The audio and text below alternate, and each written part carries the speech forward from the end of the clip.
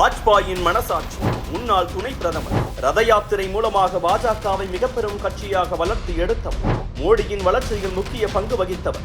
மோடியின் குரு. பாஜக ஆட்சியை பிடித்தும் தனது பிரதமர் கனவை நனவாக்க முடியாமல் போனவர். இன்று அயோத்தியில் உருவாகி இருக்கும் ராமர் கோயில் அமைய முக்கிய பங்கு வகித்தவர். இந்தியாவின் உயரிய விருதான பாரத ரத்னா விருது பெற இருப்பவர். அவர்தான் LK அத்வானி என்று அழைக்கப்படும் லால் கிருஷ்ணா அத்வானி. 1980 பாரதிய ஜனதா கட்சியை உருவாக்கிய வாஜ்பாய் உள்ளிட்ட தலைவர்களில் மிக முக்கியமானவர் LK அத்வானி. கட்சியை தோற்றுவித்த போது பொதுச் செயலாளர், ஆட்சியை பிடித்த போது துணை பிரதமர் என கட்சி அரசியலை தாண்டி தேசிய அரசியலில் கோலோச்சியவர் LK அத்வானி. 1927 ஆண்டு நவம்பர் மாதம் 8ஆம் தேதி தற்போதைய பாகிஸ்தானில் உள்ள கராச்சியில் பிறந்தவர் LK அத்வானி. சிறு வயதிலேயே RSS ஈடுபாடு கொண்டிருந்த அத்வானிக்கு RSS கராச்சி பகுதி கிளை செயலாளர் பதவி கிடைத்தது. இந்தியா பாகிஸ்தான் பிரிவினைக்கு பிறகு இந்தியாவுக்கு இடம்பெயர்ந்தது அத்வானியின் குடும்பம். மும்பையில் சட்ட படிப்பை முடித்த அத்வானி 1950களின் தொடக்கத்தில் RSS தீவிரமாக பணியாற்ற தொடங்கினார். RSS ஆலோசனையோடு உருவாக்கப்பட்ட ஜனசங்கம் கட்சியில் சேர்ந்து படிப்படியாக வளர்ந்தவர்.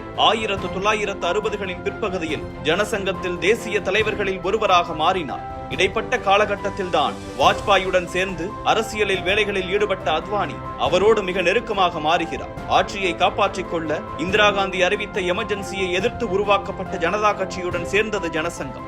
1977 தேர்தலில் வெற்றி பெற்று காங்கிரஸ் அல்லாத அரசை அமைத்த பெருமை ஜனதா கட்சியையே சாரும். ஆனால் உட்கட்சி பிரச்சனையால் வெகு சீக்கிரமே ஜனதா கட்சி உடைந்தது. முக்கியமாக RSS இருந்த வாஜ்பாய், அத்வானி உள்ளிட்ட ஜனசங்க தலைவர்கள் வெளியேற்றப்பட்டனர். இது நடக்கும் என்று எதிர்பார்த்திருந்த ஜனசங்கத்தினர் நாடு முழுவதும் சுற்றுப்பயணம் செய்து தொண்டர்களை சந்தித்து பிறகு 1980 ஒரு புதிய கட்சியை நிறுவினர். அதுதான் பாரதிய ஜனதா கட்சி.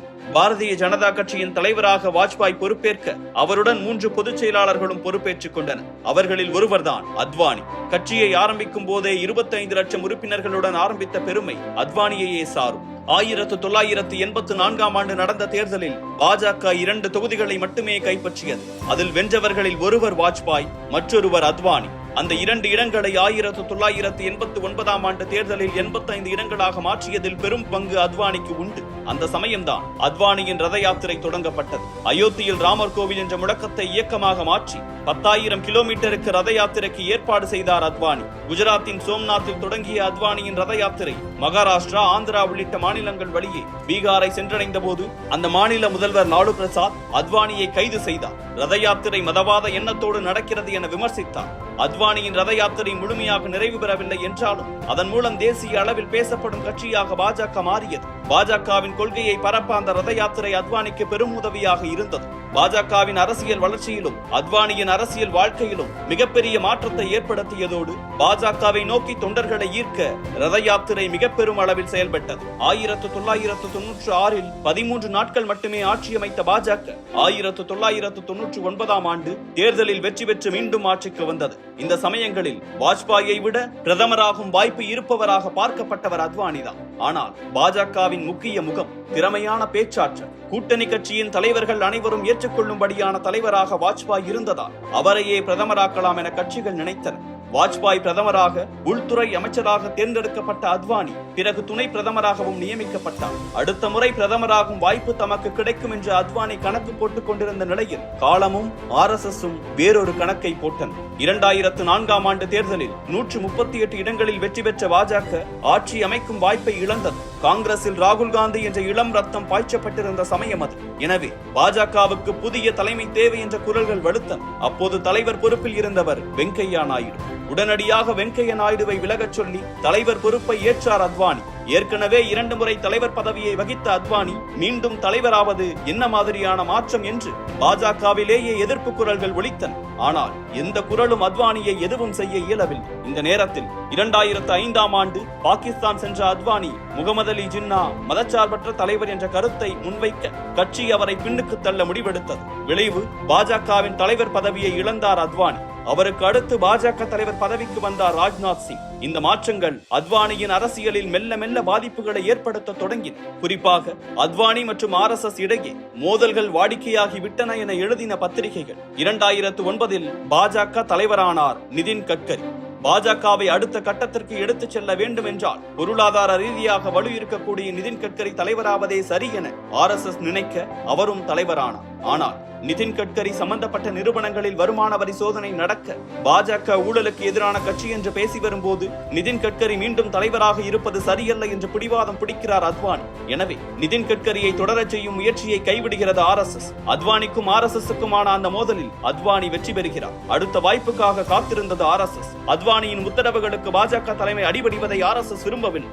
RSS வழிகாட்டுதலில் பாஜக இருக்க வேண்டும். அதன் தாய் அமைப்பாக எப்போதும் பாஜகவை வழிநடத்த வேண்டும். எனவே கட்சியின் முக்கிய பதவியில் இருப்பவர்கள் RSS அமைப்பில் உள்ளவர்களாக இருக்க வேண்டும் என்பதில் கவனமாக இருந்தது RSS. எனவே பாஜக தலைவர் பதவிக்கு அத்வானி பரிந்துரைக்கும் ஆட்களை கவனமாக நிராகரித்த RSS ராஜ்நாத் சிங்கையே மீண்டும் தலைவராக பொறுப்புக்கு கொண்டு வந்தது.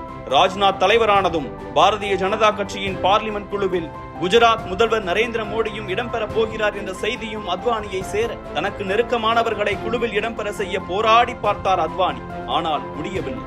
பாஜக நிர்வாகிகள் நியமனங்களில் ஒரு பட்டியலை தயாரித்து ஒப்புக்காக அத்வானியிடம் காட்டிவிட்டு தமது கடமையை செவ்வனே செய்து முடித்த அத்வானியை ஓரங்கட்டினார் ராஜ்நாத். அடுத்து நாடாளுமன்ற தேர்தல் பிரச்சார குழு தலைவராக மோடியை நியமித்ததற்கு எதிர்ப்பு தெரிவிக்கும் வகையில் பாஜகவில் வகித்து வந்த அனைத்து பொறுப்புகளில் இருந்தும் விலகுவதாக அத்வானி அறிவிப்பு வெளியிட்டு பரபரப்பை ஏற்படுத்த பாஜகவில் உட்கட்சி பூசல் என்ற செய்திகள் வேகமெடுத்தன. 2014ஆம் ஆண்டு தேர்தல் நெருங்கிய சமயம் அது.